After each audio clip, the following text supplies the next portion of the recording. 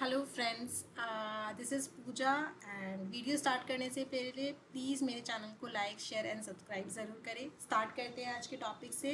आज का हमारा टॉपिक है section 161, additional director, alternate director, nominee director and casual vacancy director. Start करते with additional director. Additional director वो डायरेक्टर होता है जिसको हम बोर्ड ऑफ डायरेक्टर्स अपॉइंट करती है बिफोर जनरल मीटिंग। कभी कभी कुछ ऐसे केसेस आ जाते हैं जिसमें कंपनी को अपॉइंट करना पड़ जाता है एडिशनल डायरेक्टर को। फॉर एग्जांपल, एक प्राइवेट कंपनी है, उसमें दो ही डायरेक्टर हैं, ए एंड बी। ए बोल रहा है कि मुझे कुछ इश्यूज़ है, मैं अभी कंटिन्यू नहीं कर सकता, मुझे जाना है, तो वो चला जाता है। तो अभी प्राइवेट कंपनीज में मैंडेटरी है 2 डायरेक्टर्स रहना, बट ए तो चला गया है, तो ये नॉन कंप्लायंस हो जाएगा ना। तो इसके लिए बोर्ड क्या कर सकती है, अपॉइंट कर सकती है एडिशनल डायरेक्टर, और जनरल मीटिंग तक का वेट नहीं करेगी। चाहे तो उसको रेगुलराइज करा सकती है और उसको परमानेंटली डायरेक्टर बनाया जा सकता है, but for the timing board क्या कर सकती है, किसी बंदे को अपॉइंट कर लेगी as an additional director. And एक और केस क्या हो सकता है कि कुछ कंपनी में ऐसा इवेंट ऑकर हो रहा है जिसमें मुझे किसी बाहर के पर्सन की एक्सपर्टीज़ चाहिए जो मेरे साथ रह सके और मुझे अपना पर्सनल प्रोफेशनल एक्सपीरियंस मेरे साथ शेयर कर सके या मुझे गाइड कर सके पल पल के लिए। तो उस केस में भी मैं एडिशनल डायरेक्टर को अपॉइंट कर सकती हूँ, यानी कि बोर्ड कर सकती है। बट इसके लिए एक केस है कि कंपनी के आर्टिकल्स ऑफ एसोसिएशन में बोर्ड के पास ये अथॉरिटी दी गई हो, बोर्ड को ये पावर दी गई हो कि वो एडिशनल डायरेक्टर को अपॉइंट कर सकता है। अगर ऐसा कुछ है तो ठीक, अगर नहीं है तो आर्टिकल को ऑल्टर कर लेंगे और ये प्रोविजन डाल देंगे उसके अंदर। नेक्स्ट की एडिशनल डायरेक्टर को हम लोग बोर्ड मीटिंग में भी अपॉइंट कर सकते हैं। फिजिकली बोर्ड मीटिंग बुलाया, सब कुछ डिस्कस किया और एडिशनल डायरेक्टर अपॉइंट कर लिया, या फिर जो रिजोल्यूशन है मैंने सभी डायरेक्टर्स को सर्कुलेट किया, सबने अपना एसेंट दिया और एडिशनल डायरेक्टर अपॉइंट हो जाएगा। दूसरी कि किसको मैं अपॉइंट नहीं कर सकती एडिशनल डायरेक्टर को, तो कंपनीज एक्ट में एज सच डायरेक्टर की कोई भी क्वालिफिकेशंस तो नहीं दी हुई, बट डिसक्वालिफिकेशंस दी हुई है सेक्शन 164 में। अगर उस कैटेगरी में वो डिसक्वालीफाई होता है तो उस पर्सन को मैं एडिशनल डायरेक्टर नहीं बना सकती, अदरवाइज उसको एडिशनल डायरेक्टर बनाया जा सकता है।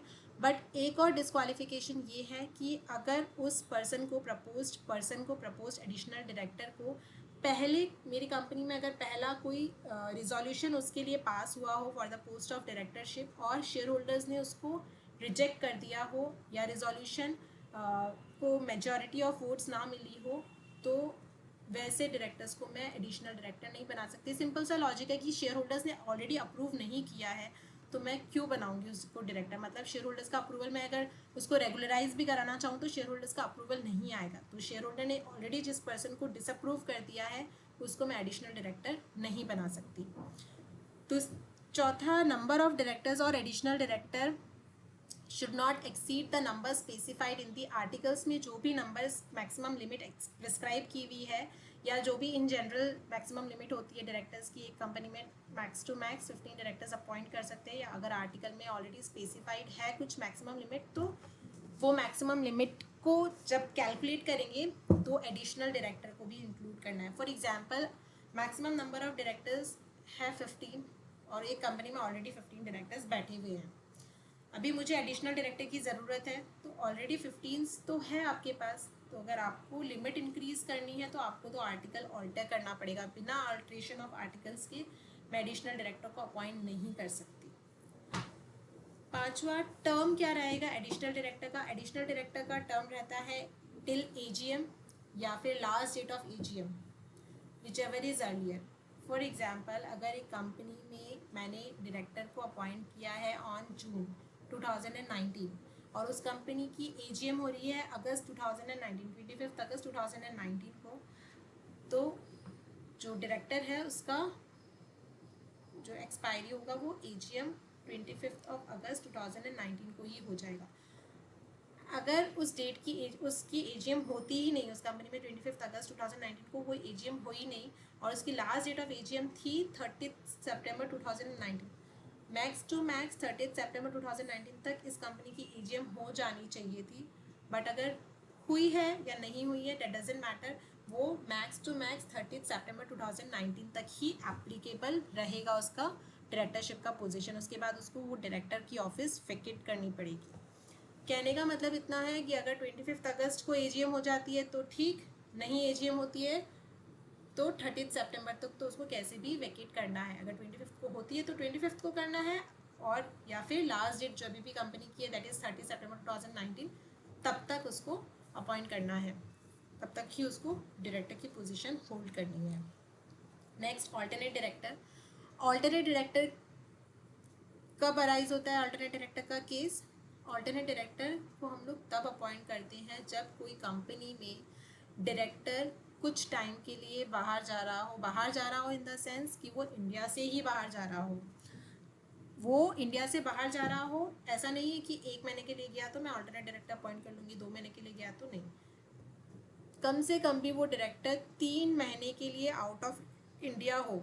अगर वो 3 महीने के लिए अगर आउट ऑफ इंडिया है तब मैं उस डायरेक्टर के बिहाफ में ऑल्टरनेट डायरेक्टर अपॉइंट कर सकती हूँ।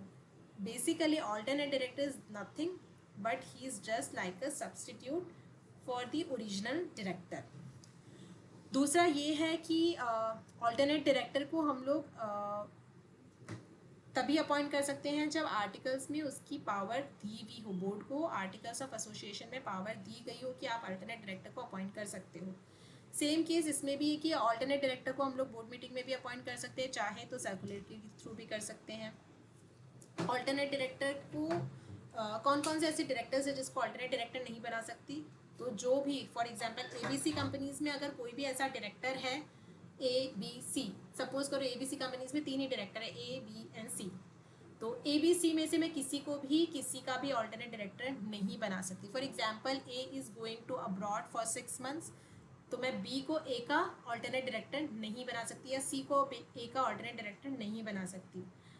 मुझे बाहर से कोई पर्सन लाना पड़ेगा to hold the position of alternate director in place of director A. दूसरी चीज़ ये है कि अगर सपोज करो मैंने डी को बाहर से लेके आई, ए का ऑल्टरनेट डायरेक्टर बना दिया, अब बी बोल रहा है कि मुझे भी बाहर जाना है, तो मैं डी को ए का ऑल्टरनेट डायरेक्टर बना चुकी हूँ, मैं डी को वापस बी का ऑल्टरनेट डायरेक्टर नहीं बना सकती।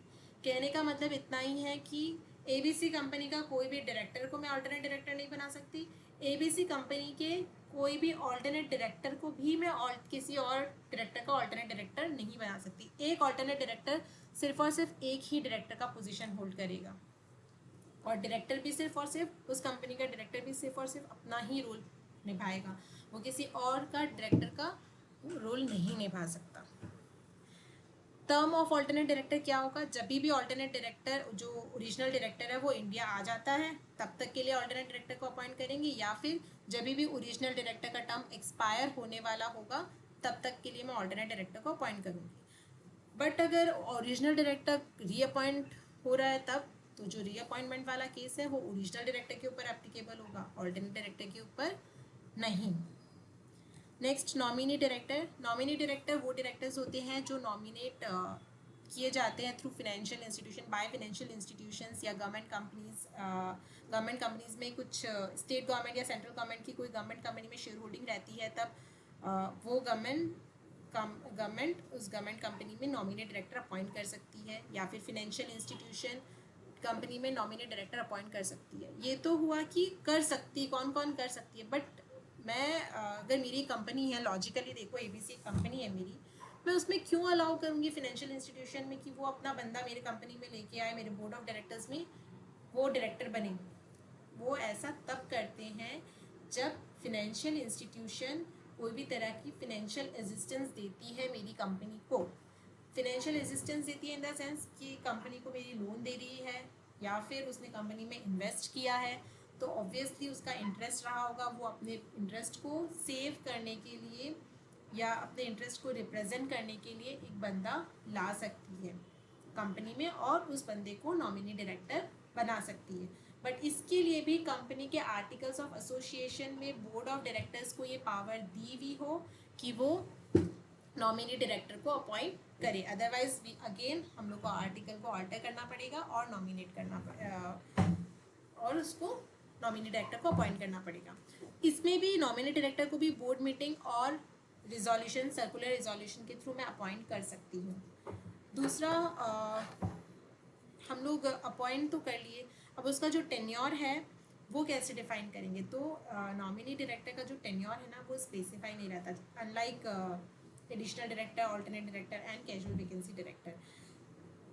जैसे कि कैजुअल वैकेंसी डायरेक्टर का भी टर्म स्पेसिफाइड रहता है, ऑल्टरनेट डायरेक्टर का भी रहता है कि जब ओरिजिनल डायरेक्टर आ जाता है तब तक के लिए अपॉइंट रहता है, एडिशनल डायरेक्टर भी एजीएम तब तक रहती है, तब तक के लिए अपॉइंट होता है। वैसे नॉमिनी डायरेक्टर का कोई भी स्पेसिफाइड टेन्योर नहीं है।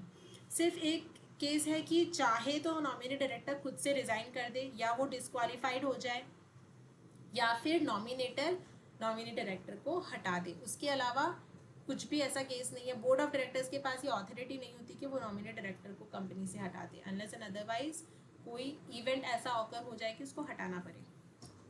ऐसे वैसे कोई इवेंट ऑकर नहीं होता है एक्सेप्ट सेक्शन 164 के डिस्क्वालीफाई में। अगर डिस्क्वालिफिकेशन में वो बंदा फॉल होता है तभी नॉमिनेट डायरेक्टर अपनी पोजीशन से हटता है, या फिर वो खुद से हट जाएगा या फिर नॉमिनेटर उसको हटाएगा।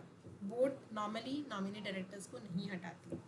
एंड एक और चीज़ कि nominee director, additional director, alternate director और कैजुअल वैकेंसी डायरेक्टर्स, ये सारे ही directors are not liable to retire by rotation. And एक और चीज़ ऑल्टरनेट डायरेक्टर में कि ऑल्टरनेट डायरेक्टर हम लोग इंडिपेंडेंट डायरेक्टर की जगह पे भी ऑल्टरनेट डायरेक्टर अपॉइंट कर सकते हैं। अगर इंडिपेंडेंट डायरेक्टर भी इंडिया के बाहर जा रहे हैं तो उसके जगह पे भी मैं ऑल्टरनेट डायरेक्टर अपॉइंट कर सकती हूँ। बट उसके लिए एक केस और है कि उसको जो सेक्शन 149 सबसेक्शन 6 में डिक्लेरेशन ऑफ इंडिपेंडेंस भी देना पड़ेगा। अगर वो चीज़ उसमें कैटेगरी में फॉल होता है तभी उसको ऑल्टरनेट डायरेक्टर बना सकती हूँ, अदरवाइज इंडिपेंडेंट का ऑल्टरनेट डायरेक्टर नहीं बन सकता वो डायरेक्टर जो इंडिपेंडेंट नहीं हो। इंडिपेंडेंट ऑल्टरनेट डायरेक्टर ही एक ऑल्टरनेट इंडिपेंडेंट डायरेक्टर का ऑल्टरनेट डायरेक्टर बन सकता है। Nominee director can not be considered as an independent director क्योंकि उसका इंडिपेंडेंस लॉस हो जाता है, क्योंकि वो सर्व करता है अपने नॉमिनेटर के इंटरेस्ट को, अपने नॉमिनेटर के इंटरेस्ट को वो रिप्रेजेंट करता है। इस वजह से we can not consider nominee director as an independent director like shareholder, small shareholder directors can be considered as an additional independent director. तो वैसे नॉमिनी डायरेक्टर को नहीं होता। Casual vacancy director, casual vacancy director का नाम से पता चल रहा है कि कैजुअली वैकेंट हो जाए कोई डायरेक्टर तब हमें कैजुअल वैकेंसी डायरेक्टर को अपॉइंट करना होता है। तो इसमें जो आर्टिकल्स ऑफ एसोसिएशन में पावर दी हुई हो या नहीं दी हुई हो, we need not consider. Board of director के पास एनी वे अथॉरिटी रहती है कि वो सीवीडी को यानी कि कैजुअल वैकेंसी डायरेक्टर को अपॉइंट कर सकता है। बट इसमें केस क्या है कि जो कैजुअल वैकेंसी जो अराइज हो रही हो ना, वो डायरेक्टर को मैंने जनरल मीटिंग में अपॉइंट किया हो। अगर मैं कोई डायरेक्टर को बोर्ड मीटिंग में अपॉइंट कर रही हूँ और वो बीच में छोड़ के चला जाता है या उसका डेथ हो जाता है, लेकिन फॉर एग्जांपल एडिशनल डायरेक्टर को मैंने अपॉइंट किया 6 महीने के लिए, क्योंकि 6 मंथ्स के बाद में मेरा लास्ट डेट ऑफ ईजीएम होने वाला है या ईजीएम होने वाली है, और वो 2 महीने बाद ही बोल देता है कि मुझे तो नहीं जाना, मुझे या डिस्क्वालीफाइड हो जाता है या खुद से रिज़ाइन कर देता है, तो उसकी जगह पे मैं कैजुअल वैकेंसी डायरेक्टर को अपॉइंट नहीं कर सकती क्योंकि वो डायरेक्टर बोर्ड मीटिंग में अपॉइंट हुआ है। तो कैजुअल वैकेंसी डायरेक्टर को मैं तभी अपॉइंट कर सकती हूँ या उसी डायरेक्टर की बिहाफ में अपॉइंट कर सकती हूँ जिस डायरेक्टर का अपॉइंटमेंट जनरल मीटिंग में हुआ हो और उसका जो ऑफिस है वो वैकेंट हुआ हो कैजुअली।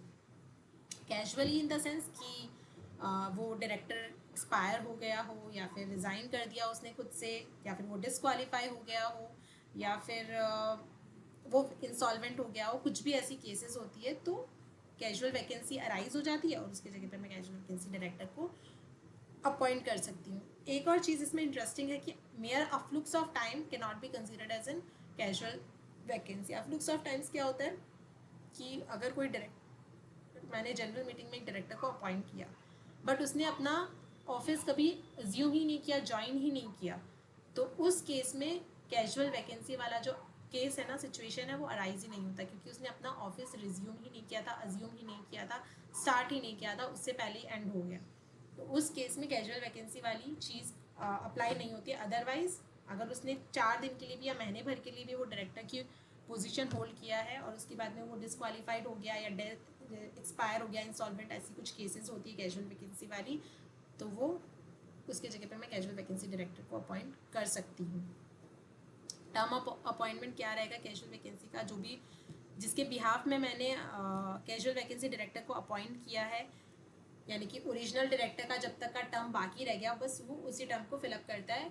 उसके बाद बोर्ड चाहे तो रिकमेंड कर सकती है उस डायरेक्टर को, और वो डायरेक्टर नॉर्मल डायरेक्टर बन सकता है, एग्जीक्यूटिव मैनेजिंग जो भी है वो डायरेक्टर बन सकता है, या फिर वो खुद से भी अप्लाई कर सकता है जनरल मीटिंग में सेक्शन 160 के अंडर कि मुझे डायरेक्टर बनना है। तो सेक्शन 160 में क्या होता है, बेसिकली कुछ ही नहीं होता कि कंपनी को एक नोटिस देनी पड़ती है जनरल मीटिंग से पहले, 14 डेज पहले एक नोटिस देनी पड़ती है और 1 लाख रुपीज़ डिपॉजिट करना पड़ता है। अगर बोर्ड ने रिकमेंड नहीं किया तो वो खुद से इस तरह से कर सकता है, 160 की हेल्प से वो खुद से भी कंपनी की पोस्ट, कंपनी में और डायरेक्टर की पोस्ट के लिए अप्लाई कर सकता है। So that's it for today. We will meet on next Saturday with a new topic. And अगर आपको चाहिए तो आप भी मुझे टॉपिक सजेस्ट कर सकते हैं। I will definitely consider at topic and मैं अपने नेक्स्ट वीडियो में वही टॉपिक डिस्कस करूँगी। एंड इस टॉपिक के बारे में आपको कोई भी क्योरी हो या प्रीवियस टॉपिक्स के बारे में, तो you can always comment me in the comment box. Let me know any comments if you have any curies, if you have in the comment box. That's it for today. Thank you so much.